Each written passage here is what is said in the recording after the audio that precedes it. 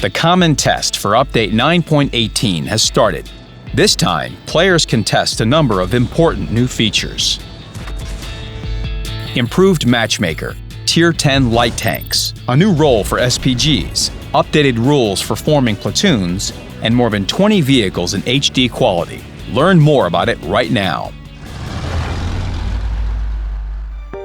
Something players have been asking for a long time happened. A new, more elaborate, but at the same time simpler matchmaker. The main change is matching the teams by a template. Thanks to this, both teams will have lineups that are equal in strength. Most battles will be 3-tier battles. Vehicle distribution can vary a bit, but there are 3 obligatory conditions. No more than 3 vehicles at the top. In the middle, no fewer vehicles than at the top, but no more than 5. And no fewer than 7 vehicles at the bottom of the list. Now, entering a battle where you're at the bottom and there are almost no vehicles of the same tier is impossible even in theory. Also, if you play several battles at the bottom of the list, the matchmaker will prioritize a place in the middle or at the top for you. Sometimes there will be excessive vehicles of a particular tier in the battle queue. In cases like this, creating 2-tier and 1-tier battles is possible. The latter is clear, and the 2-tier battle will tend to a format with 5 top-tier vehicles and 10 vehicles 1 tier lower. In addition to using templates, further team matchmaking by vehicle types is introduced. The improved matchmaker considers the number of light tanks, tank destroyers, and SPGs. The difference for these vehicle types should not exceed 1 vehicle. By popular player request, the maximum number of SPGs on a team was reduced from 5 to 3.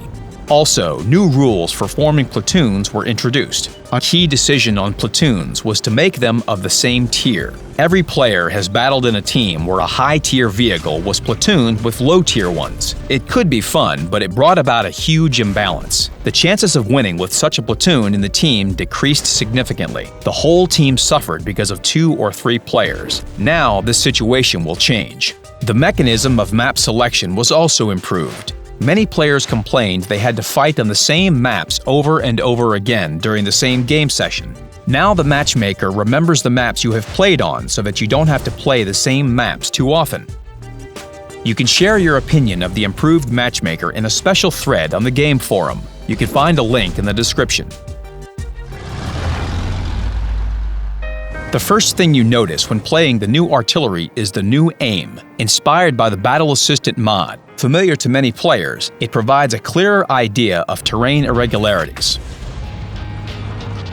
The good old artillery aim remains. You can switch the view while aiming. Also, a new indication marker was added. Now, all SPG players can indicate the area they are currently aiming at. The marker is placed by pressing a button and helps allies focus their fire on the targets and leave the area under fire in time. These are all just visual improvements. The main change is the new role of artillery in battle. Over a long time, this topic has been one of the most discussed and controversial. Some players claim that SPGs should remain the way they are. Other players complain about being destroyed with a single shot. No one enjoys quitting to the garage after a shot from nowhere, right? The degree of discontent with SPGs has been continuously rising. For this reason, the new SPG gameplay has been actively tested and tuned over several months. After 4 iterations, hundreds of surveys, and thousands of work hours, the developers decided to make this step, release the new SPG gameplay on the common test. Now, only high-explosive shells are available for SPGs. Their damage and armor penetration were considerably decreased. The chances of being destroyed with a single shot are now close to none. At the same time, their accuracy, aiming time, and reload time were improved, and the burst radius became wider. Now, it's more advantageous to fire at groups of enemy vehicles and not at single targets. However, the key feature of the improved artillery is the ability to stun enemy vehicles. All opponents within the burst radius get stunned for a while, and this is the best time for the allies to advance. When a vehicle is stunned, its mobility, accuracy, and reload time worsen. The stun duration can vary and is displayed on the special marker above the stunned vehicle. You can protect your vehicle from artillery with SPAL liners. They decrease the stun effect by 10%. But sometimes, even 1 second matters in a battle. In this case, the first aid kit comes in handy.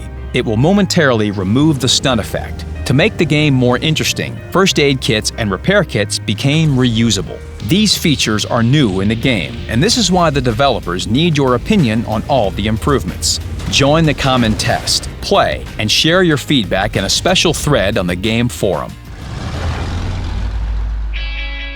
Initially, light tanks were intended for scouting and providing fire support to allies. As the game evolved, they received separate branches in a tech tree.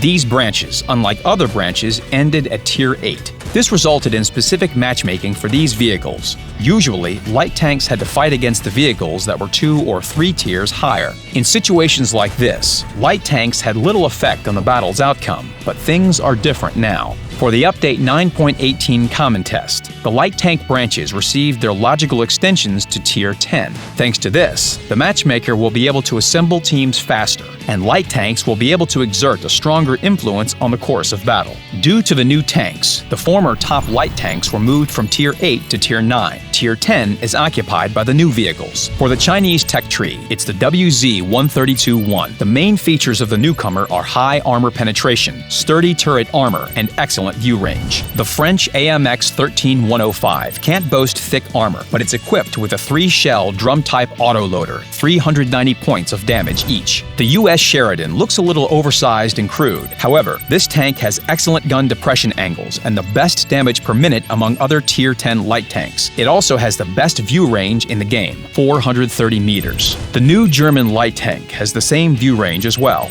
In addition, the Rheinmetall Panzerwagen received a good gun and excellent dynamics. However, it's outmatched in acceleration by the new Soviet T-100 light tank. Its power-to-weight ratio is almost 50 horsepower per ton.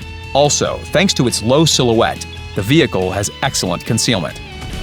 The role of light tanks remains unchanged: scouting and fire support. However, they now have decent firepower and even more impressive dynamics. More than 20 vehicle models were reworked in HD. This time, the emphasis was on artillery and Soviet light tanks. The elegant French Lorraines, as well as such behemoths as the Soviet Object 261 and US T-92, received new HD models. That's all for now. Join the common test, and remember that together we make the game better.